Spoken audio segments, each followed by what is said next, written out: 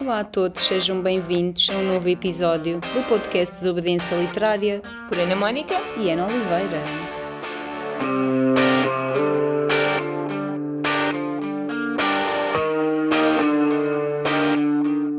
Bem-vindos! Olá novamente. Hoje vamos falar de uma obra alucinante, diria alucinante. É super louca. O Caruncho. Da Leila Martínez.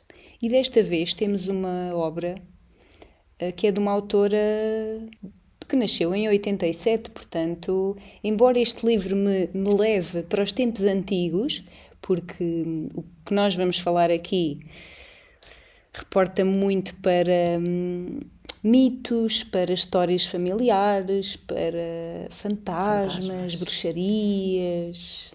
Sim. Mas estamos a falar de uma autora que escreveu este livro recentemente. Sim. Porque se ela é de 87... vai fazer 38 anos. E acho uma obra super alucinante. E é mesmo fora da caixa. Mas ainda voltando à autora, ela também esteve envolvida em movimentos sociais e em debates sobre a história da mulher, e é isso que nós vemos também nesta obra, até porque ela se baseou não só na sua história familiar, da parte materna, mas também sobre crenças e muito do que nós ouvíamos nos nossos antepassados, não é? Exatamente. Esta obra consiste muito no ódio de classes, no ódio feminino, no ódio histórico. As pessoas pobres, humilhadas, ignoradas, consideradas invisíveis. O ódio que gera rancores, corrupção das almas. E aqui acho que podemos comparar esta diferença de classes entre criadas e patrões. Podemos, sim. Porque há sempre aqui, em todo o livro, há sempre muito evidente. Aqui, sim, a relação do patrão, da imposição sempre sobre o criado. Da autoridade. Sim, e parece que há sempre uma relação de ódio do patrão para os criados. Exatamente, e da falta de consideração e falta de respeito e falta de tudo. A história basicamente expõe a realidade misógina, machista, classista e opressiva de uma aldeia espanhola. É importante referir que, em contexto histórico, esta obra situa-se na pós-guerra civil. Portanto, aqui falamos do regime franquista. Tanto que na altura houve uma época em que os homens tinham que ir para a guerra e muitos escondiam-se. Sim, para fugir. Mas quando falamos quando falamos nesse sentido, em que se escondiam para não ir, eles ficavam anos e anos nesse refúgio, nesse esconderijo. Um bunker que eles próprios criavam. Mesmo para as pessoas acharem que sim, que foram para a guerra. E muitas delas até pensavam que eles tinham morrido, não é? Porque estavam tantos anos desaparecidos que afinal, morreram. As mulheres acabavam por passar a viúvas, não é? Sim, mas só por... encarnavam o luto, não é? Exatamente. Sem saberem ou mesmo sabendo que o marido estava num esconderijo, mas era uma forma também de encenarem que tinham perdido os maridos na guerra. E olha, sabes uma coisa? Falamos também de uma coisa muito importante e muito atual. Queres adivinhar? Que ainda não estamos. Sei, claro que sei. Sobre o machismo, sobre a pressão que é feita sobre as mulheres, certo? Certo, e sobre o regime fascista, claro. Não é algo que esteja presente? É, sim.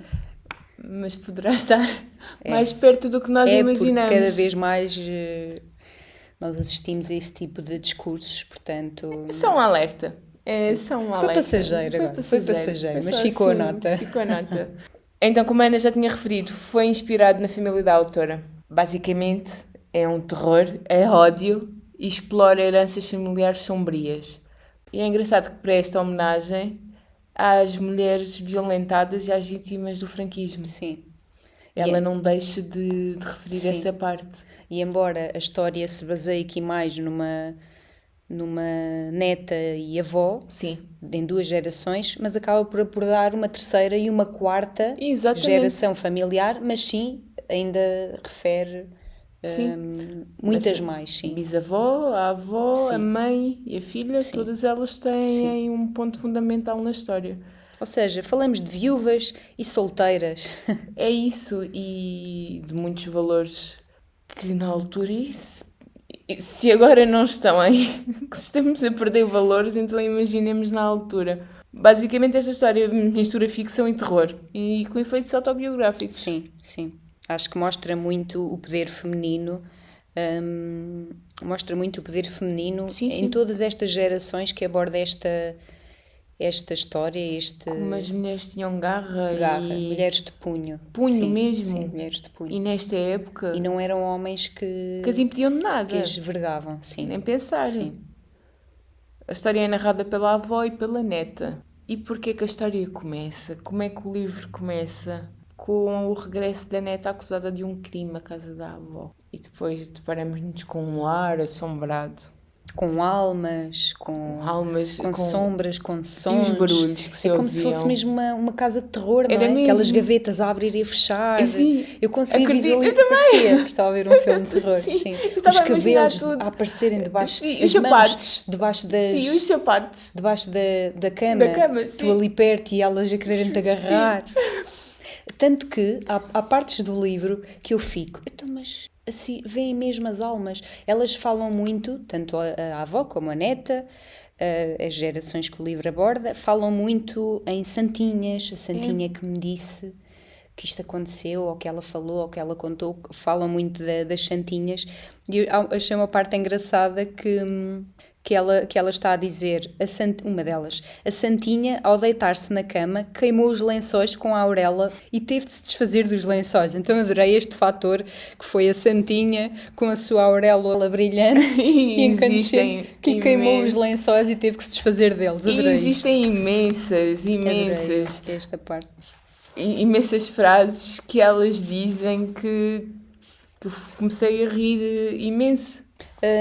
Há aqui fatores, lá está, essa desgraça que acontece, uma criança que desaparece, onde a neta, era criada nessa casa, servia nessa casa, e a criança desapareceu quando a pobre entre aspas... Ela não era pobre nenhuma. Quando a desgraçada da criada... Sim, lá estava. Isso depois vem-se revelar o que é que aconteceu, tanto à criança como a outros seres, não é?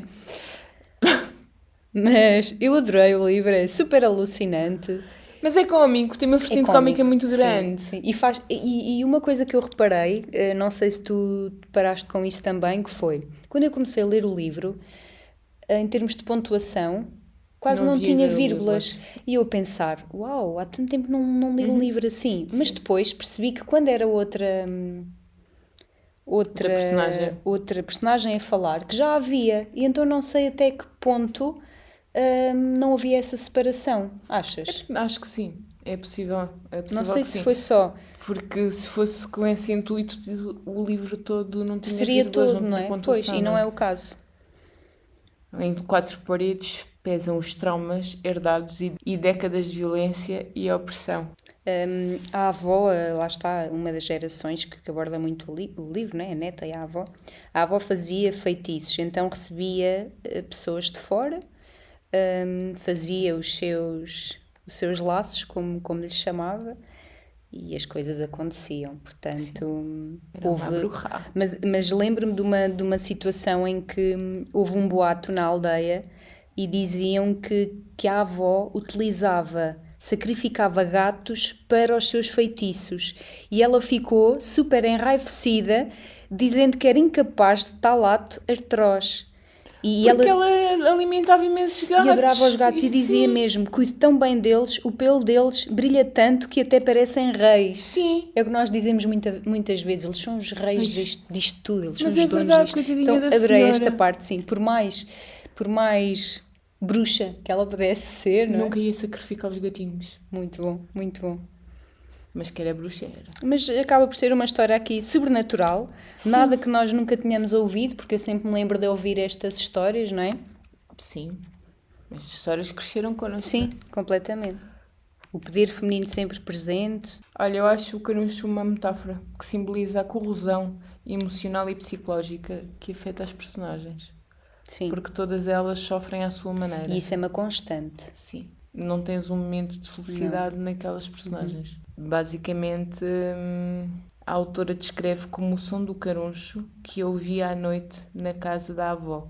E foi isso que inspirou a imagem de algo que nos come por dentro, destruindo lentamente o nosso interior. Que nos corrói. Um dia tudo se desmorona. Já falámos das histórias fantásticas. Que eles tinham um foco principal, era vingarem-se da família Harabo, que eram os patrões, que eram não é? os patrões, aliás, o pai Da filha, não da é? neta, não Da é? neta. Sim, o pai da neta o pai da neta. trabalhava para eles, O sim. pai da neta. Da neta da avó. O marido da avó.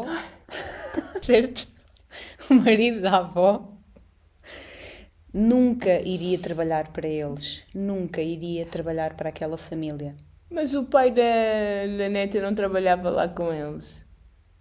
Porque ele engravidou a filha da avó. Espera aí, então agora estou confusa. Então as mulheres é que não queriam. Sim, as mulheres nunca podiam e a trabalhar neta, ali. E a neta quebrou. Quebrou esse, por vingança. por vingança, sim. Sim. Não vamos dizer qual foi. Não vamos mesmo, e já dissemos, portanto é estarem um pouco atentos e vão perceber. Porque aqui há uma vingança muito grande por parte da família, desta família Sim. disfuncional e louca. Tudo isto, a neta tratava a avó pela velha, era a velha, a falar da velha. Há aqui um vocabulário sempre com ódio, com rancor, sim. E entre porquê? todos. Porque ela foi abandonada pela mãe. Quem a criou foi A avó, a avó. Não a criou se calhar da melhor forma, mas pronto. como pôde, não é? Também como com o pôde. rancor que tinha dentro de si, com as sombras que tinha dentro de si. Também é complicado, Isto, não é? lá está, isto acontece na realidade, não é?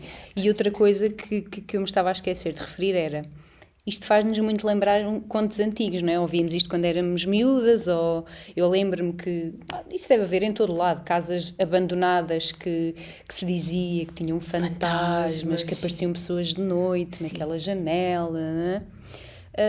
Embora este livro nos remeta muito a essa época, mas depois fala-nos de coisas super atuais, de redes WhatsApp. sociais, e Sim. que foi aí que me fez lembrar, ou melhor, que me alertou que realmente era uma escritora nova. Eu adorei este livro. E se eu não me engano, acho que foi este livro que há uns tempos disseste que tinhas lido numa tarde. Foi não numa foi? tarde, Só sim, podia. no sábado. Comprei-o acho que à 1h da tarde, comecei a ler depois do almoço e passado 2 horas o livro estava lido. Incrível.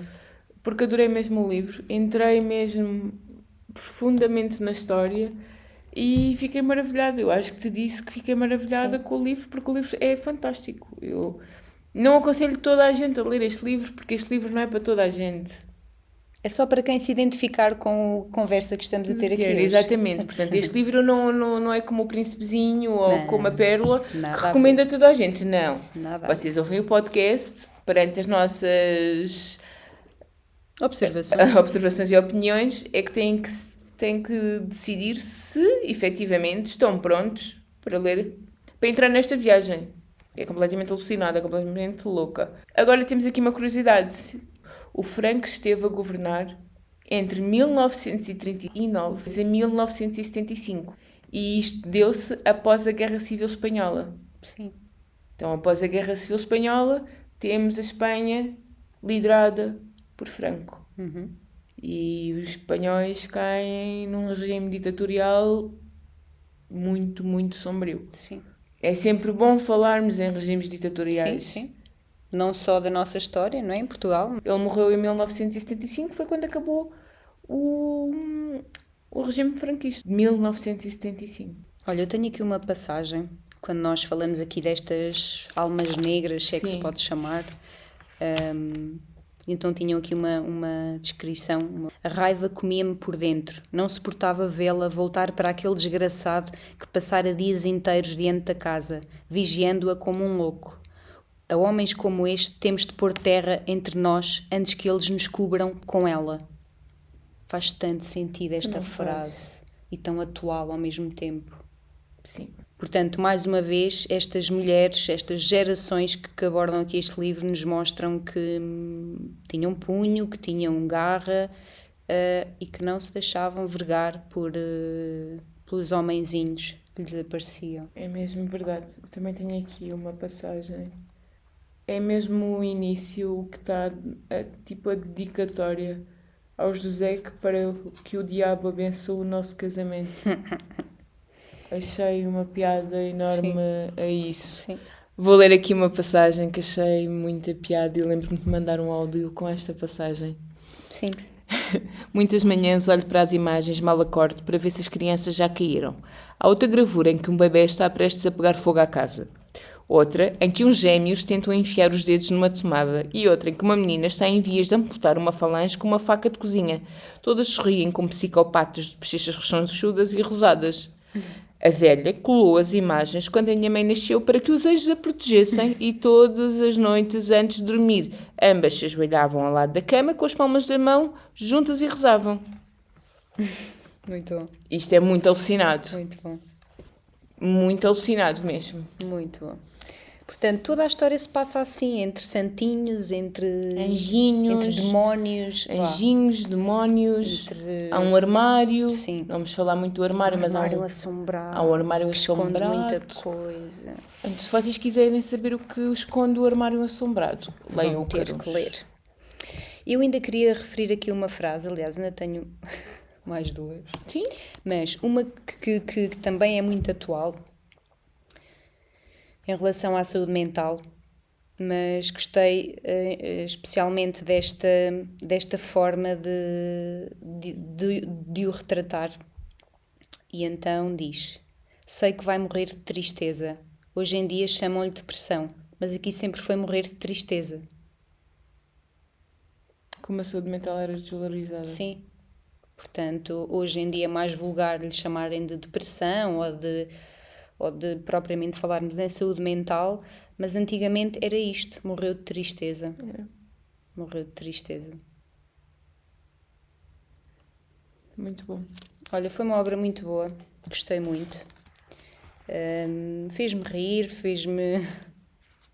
especialmente, acho que me fez rir. Ri muito. Sim. Ri muito. Foi muito bom. Portanto, se ainda acham que ler é uma seca, ou se este não livro leem comprova o contrário. É muito bom, sim. E depois, lá está, também é um livro pequenino, nem 100... não, tem 120. Quero terminar ainda com outra frase, como eu estava a dizer. Sim, termina. Este livro foi traduzido por Guilherme Pires e ele termina com esta... Eu vou terminar também com a frase que ele colocou no prefácio em relação a este livro, que também gostei muito do seu prefácio. Ele no final diz: pero que las hay, las hay. E é isto. E como nós sabemos que sim, que há. Sim. Elas existem, Elas são escondidas. Portanto, gostei muito desta forma de terminar do Guilherme Pires. E assim chegamos ao final de mais um episódio. Esperamos que tenham gostado. Queremos saber as vossas opiniões sinceras sobre este livro, se tiverem coragem. Se já conheciam, ou se até têm curiosidade em ler.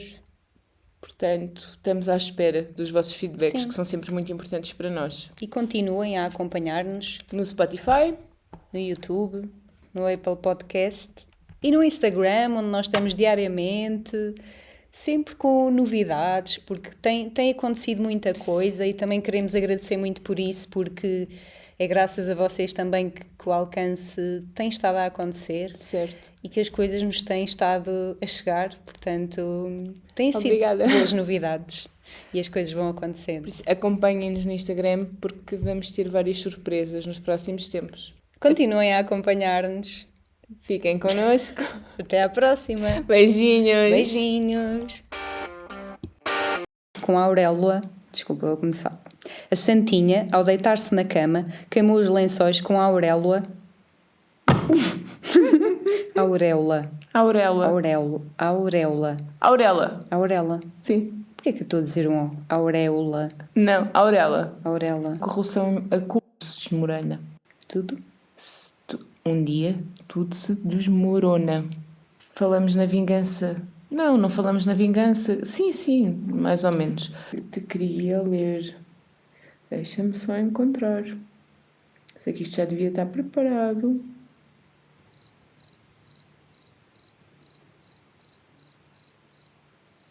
Não é esta que tens aqui selecionada?